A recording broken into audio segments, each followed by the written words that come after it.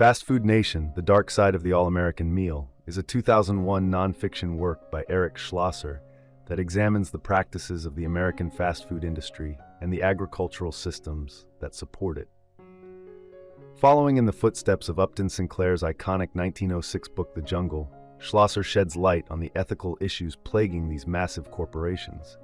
He offers a concise history of the fast food industry's origins, tracing its rapid rise from humble beginnings to its dominating presence in modern culture. Throughout his research, Schlosser traveled to various locations across the U.S. and internationally, illustrating the global impact of fast food. From Colorado Springs, Colorado, where suburban sprawl fosters the same blandness found in fast food outlets, to Plauen, Germany, where American culture has overtaken local traditions, Schlosser highlights the widespread reach of the industry. He also delves into the disturbing practices of modern slaughterhouses, where speed is prioritized over safety, continuing Sinclair's muckraking tradition. The book opens with an introduction that uses a variety of studies and statistics to emphasize the immense influence of the fast food industry, revealing that it touches nearly every American in some form. Schlosser then divides the book into two parts, The American Way and Meat and Potatoes. The first part includes 4 chapters, while the second contains 5. Schlosser begins by examining the post-World War II American landscape, particularly California, which was ripe for the growth of fast food, thanks to a booming economy and the rise of the automobile industry. Visionaries like Carl Karcher and Ray Kroc, founders of Carl's Jr. and McDonald's, respectively, helped shape the industry into an iconic part of American life. Schlosser points out the common narrative among these founders. They were successful, self-made men who rose from humble origins. However, he contrasts this with the modern corporate leadership of these companies, which bears little resemblance to the original founders' stories. Schlosser attributes the industry's rapid expansion to 2 key factors: the industrialization of food production and advertising targeted at children. Both Kroc and Karcher adopted methods from the automobile industry, such as the assembly line, to streamline fast food production. Meanwhile, inspired by the innovative marketing strategies of Walt Disney, McDonald's was one of the first companies to directly target children as consumers.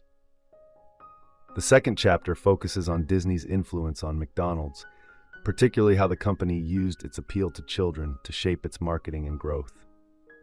One of the unintended consequences of the fast food industry's rise was the replacement of skilled workers, like chefs, with unskilled laborers, forever altering the landscape of food preparation in America.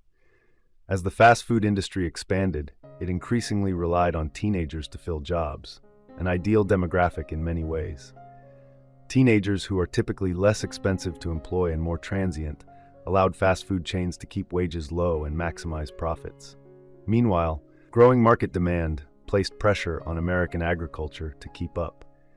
New technological advancements in food production led to a dramatic shift in how food was harvested, processed, prepared, and consumed.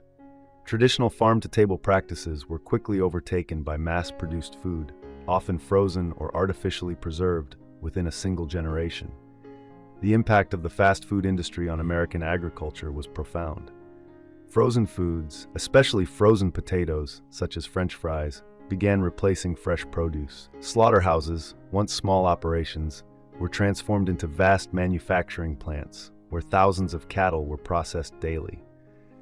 As agribusinesses expanded, larger companies absorbed smaller ones or drove them out of business. The meatpacking monopolies that had been broken up by antitrust laws in the early 20th century made a comeback, now bolstered by the support of politicians who once would have opposed them. By the time Schlosser wrote the book, nearly 80% of the meat sold in the U.S. was produced by just 4 large corporations. This shift devastated American ranchers and family farms, particularly in the Midwest and West, where the culture was dramatically altered. Though Schlosser doesn't delve deeply into the broader health issues linked to fast food, he does explore the health risks of foodborne illnesses, especially E. coli. He argues that modern meat processing methods, which prioritize speed over safety, create a perfect breeding ground for bacteria like E. coli. He illustrates this with a chilling description of a modern slaughterhouse, where the conditions are ripe for such outbreaks. As the book nears its conclusion, Schlosser turns to Plauen, Germany, a small town in East Germany that underwent Americanization after the fall of the Berlin Wall. The first step in this transformation was the opening of a McDonald's. Schlosser uses Plauen's story as a lens to examine how McDonald's has spread globally, often with negative consequences for public health. He highlights the rise in obesity rates in China and Japan as McDonald's expanded in those countries, further illustrating the harmful effects of the fast food empire. In his epilogue, Schlosser shares the stories of a few individuals who have resisted the dominance of fast food. One such person is an independent rancher in Texas who prefers raising grass-fed, free-range cattle over the industrial grain-fed cattle found in feedlots. Schlosser also profiles the Conway family from Colorado, who own a small chain of restaurants that remain committed to serving fresh, authentic food.